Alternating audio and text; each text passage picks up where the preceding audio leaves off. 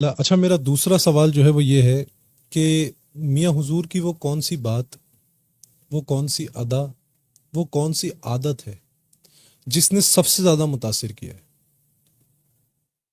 سب سے زیادہ متاثر کرنے والی چیز جو ہے وہ ہے میاں حضور کا علم، میاں حضور کا کلام، میاں حضور کی گفتگو۔ ہم نے بہت سے مشائخ کی صحبت اختیار کی، بہت سے علماء کی صحبت اختیار کی۔ ظاہر ہے کہ قرآن مجید فرقان نے ہمیں دو ہی اسلوب دیے ہیں، ایک ظاہر کا اور ایک باطن کا۔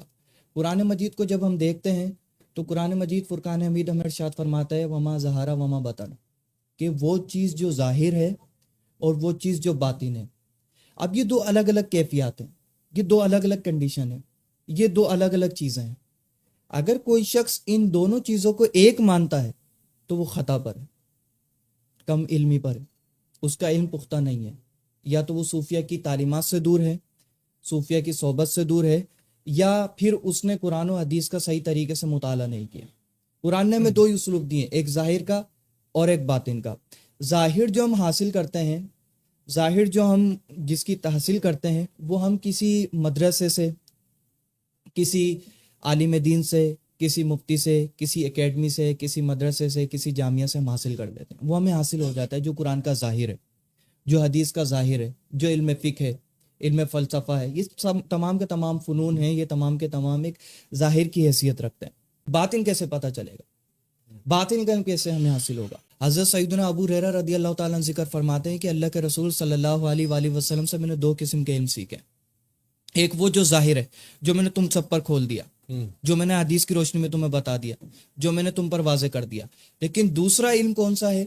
دوسرا علم وہ ہے جو اگر میں تم پر واضح کر دوں، تم پر ظاہر کر دوں تو تم میرا سر قلم کر دو۔ ملا علی قاری رحمۃ اللہ علیہ یہاں پر ذکر فرماتے ہیں اس حدیث کی شرح میں کہ یہاں سے مراد علم باطن ہے۔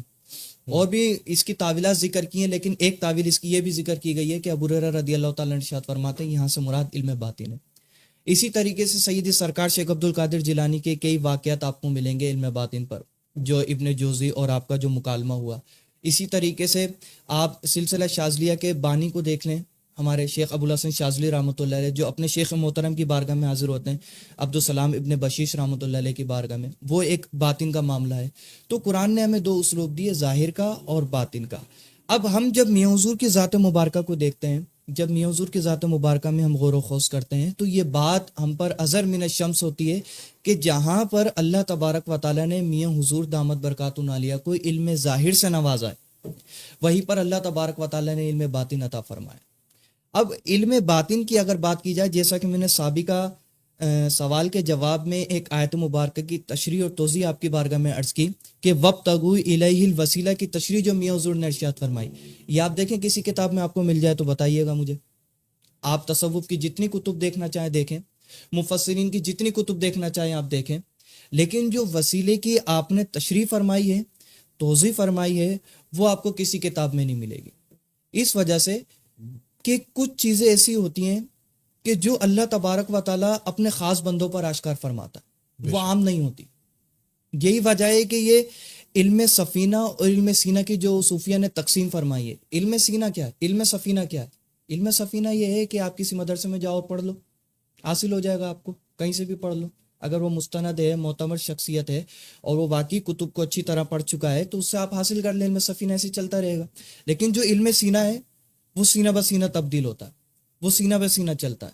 حضرت محمد صلی اللہ علیہ وآلہ وسلم نے حضرت علی علیہ السلام کو عطا فرمایا، حضرت علی علیہ السلام نے حسن بصری علیہ السلام کو عطا فرمایا، حسن بصری سے چلتا چلتا چلتا چلتا ہمارے جلال بابا تک پہنچائی، جلال بابا سے میاں حضور کے سینہ مبارکہ میں تبدیل ہوا، پھر میاں حضور جس پر چاہے وہ آشکار فرما دے، میاں حضور جس کو چاہے واضح فرما دے۔ تو یہ چیز علم باطن کی ایک عالم کے لیے اور ایک مفتی کے لیے سب سے زیادہ اٹریکٹیو ہے، سب سے زیادہ متاثر کرنے والی ہے، سب سے زیادہ میاں حضور کی طرف لے کے آنے والی ہے۔ اچھا، یہاں تو علم باطن کی طرف تو بہت سے علماء کلام کرتے ہیں، بہت سے چیزیں کلام، بہت سے مفتیان کرام کلام کرتے ہیں کہ ہم نے یہ چیز نہیں پڑھی تھی، یہ چیز ہمیں معلوم ہوئی۔ لیکن میں آپ کو علم ظاہر کی اگر میاں حضور کی بات کروں تو علم ظاہر بھی پھر وہ عام علماء والا میاں حضور کا علم ظاہر نہیں ہے۔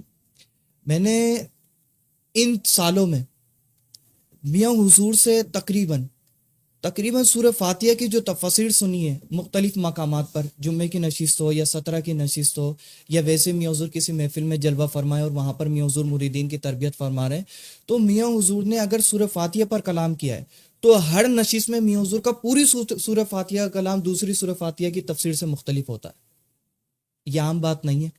ایک عالم دین سے آپ 70 مقامات پر کروائیں گے نا سورہ فاتحہ کی تفسیر، تو کہیں نہ کہیں اس کے پوائنٹس 98% ملتے جلتے ہوں گے، لیکن میاں حضور سے میں نے متعدد مرتبہ، اگر میں کہوں اگر میں نے 10 مرتبہ پوری سورہ فاتحہ کی تفسیر سنی ہے تو 10 مرتبہ ہر نقطہ ہر آیت کا میاں حضور نے الگ بیان فرمایا، الگ واضح فرمایا۔ یہ میاں حضور کے علم ظاہر کا کلام علم باطن کی وجہ سے، کیوں؟ اس وجہ سے کہ سید سرکار شیخ عبد القادر جیلانی ہوں یا شیخ ابن العربی رحمۃ اللہ علیہ ہوں یا داتا گنج بخش رحمۃ اللہ علیہ ہوں یا معین الدین چشتی رحمۃ اللہ علیہ ہوں، ان بزرگان دین کی تعلیم و تربیت سے یہ بات واضح ہوتی ہے کہ علم تفسیر، یہ کشف کا جو معاملہ ہے، کشف الحروف، کشف التفسیر، کشف الکلمات، یہ کب کھلتے ہیں انسان پر؟ یہ کھلتے ہیں جب نبی کریم صلی اللہ علیہ وآلہ وسلم کی طرف سے یہ اذن دیا جاتا ہے کہ اس شخص کو یہ اسم تفویض کیا جا رہا ہے۔ ہر نبی کا ایک اسم ہوتا ہے جو اس کو تفویض کیا جاتا ہے، جو وہ پڑھتے ہیں۔ اللہ کے رسول صلی اللہ علیہ وآلہ وسلم کو تمام انبیاء علیہ السلام کے اسماء عطا فرمائے گئے۔ اب اللہ کے رسول صلی اللہ علیہ وآلہ وسلم کی بارگاہ میں جو شخص پہنچ جائے اسے اس اسماء میں سے کوئی ایک اسم عطا کیا جاتا ہے، جس کی وجہ سے کشف العلم ہوتا ہے، کشف التفسیر ہوتا ہے، کشف الحرف ہوتا ہے، پھر وہ قرآن کے باطن کی طرف پہنچ جاتا ہے، پھر وہ حدیث کے باطن کی طرف پہنچ جاتا ہے۔ اور ہم جب میاں حضور کی طرف دیکھتے ہیں تو ہم یہ حسن ظن نہیں رکھتے۔ حسن ظن کب قائم ہوتا ہے؟ حسن ظن کسی شخص کے متعلق تب قائم ہوتا ہے کہ جب اس شخص کے متعلق کوئی دلیل نہ مل رہی ہو۔ جب دلیل مل جائے تو پھر حسن ظن قائم نہیں رہتا، پھر وہ حسن ظن سائڈ میں ہو جاتا ہے، اس دلیل کی بنیاد پر ہم حکم لگا رہے ہوتے ہیں کہ نہیں یہ بات ہے۔ اب میاں حضور کی ذات مبارکہ میں دیکھتے ہیں تو یہ بات واضح ہے، یہ بات ازہر من الشمس ہے کہ میاں حضور وہ شخصیت ہیں، وہ ذات ہیں جو دربار رسالت سے مستفیض ہیں، جو دربار رسالت میں بھی پہنچے، دربار مولائیت میں بھی پہنچے، دربار غوثیت میں بھی پہنچے، اور تینوں مقامات پر آپ کو مقبول کیا گیا اور قبول کیا گیا۔ اب وہ چاہے آپ کے شیخ محترم کے ذریعے سے پہنچایا گیا یا کسی دوسرے شیخ کی طرف سے پہنچایا، جیسے جلال بابا رحمۃ اللہ علیہ، اگرچہ آپ کی ارادت وہاں نہیں ہے، آپ کی بیت ارادت تو دادا میاں عثمان علی شاہ رحمۃ اللہ علیہ سے ہے، لیکن ظاہر ہے کہ وہ ایک معاملہ حضرت علی سے جو ہوا، پھر سرکار شیخ عبد القادر جیلانی سے آپ کی ملاقات رہی، تو دربار مولائیت میں یا دربار غوثیت میں تو پہنچے، دربار رسالت میں تو پہنچے، لیکن کس کے ذریعے سے؟ جن سے بیت طلب تھی یا دوسری بیعت تھی۔ تو یہاں سے ہمیں واضح ہوتا ہے کہ ہمارے شیخ محترم کا جو علم ہے یہ وہ علم ہے جو اس اسم کی برکت سے جو دربار رسالت سے آپ کو تفویض کیا گیا۔ الحمد